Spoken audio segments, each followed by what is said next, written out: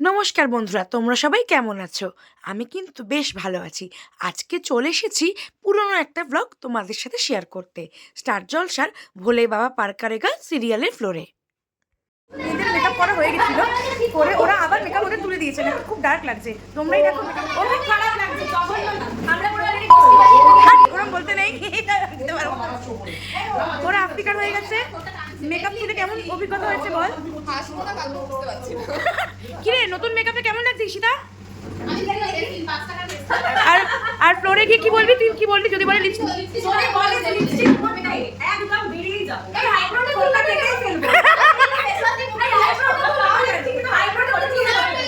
Eyebrow তুলতে গেলে একটু রেজার দিয়ে করে দেবে। ওরা পিছন থেকে বিষয়টা না অতিরিক্ত সুন্দর। এটা আমরা মেকআপ লাগাতে।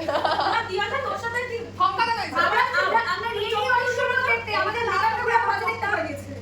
আগের বারে আমার সাথে খারাপ করেছিল ওই না। কে বড়লোক নায়িকা হয়ে গেছে, মালিকের ছেলের বউ হয়েছে এখন ঈশিতা, তাই তো ঈশিতা? এবার বল সেটা কেমন লাগছে? সেকেন্ড টাইম তোর চাই, ওর ওর ওর প্রমোশন হয়েছে কিন্তু তোর ডিমোশন হয়েছে। কিন্তু ওকে আগেও ভালো লাগছিল, ব্লগ হচ্ছে এদিকে না গো, ওকে কাজের বেশি লাগছিল কিন্তু ও বেচারি ওদের সাজগুলোকে তুলে দিয়ে নতুন করে সাজানো হয়েছে বলে বেশ বিক্ষোভ দেখাচ্ছিল সবাই মিলে। যাই হোক, সব কিছু ভুলে এখন চলে এসেছি রিহার্সালে। আজকে একটা রবীন্দ্রসঙ্গীতের সাথে ওদের সবার পারফরমেন্স রয়েছে, আর সেটারই রিহার্সাল করতে এখন আমরা ব্যস্ত। বর্ষা ঋতুর একটা গানের সাথে আজকে ওদের নাচ রয়েছে। টেলিকাস্ট নিশ্চয়ই তোমরা এতদিনে দেখেই ফেলেছো। আমি আর দীপানা দিদি ব্যস্ত এখন নাচ করা।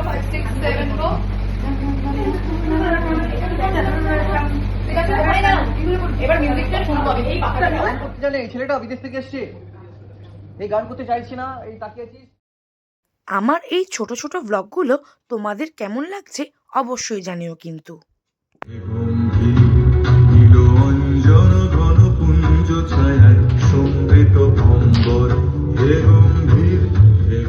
আজকের মতো এইটুকু নিয়ে রইলো, ফিরে আসবো আবার নতুন কোনো পর্ব নিয়ে।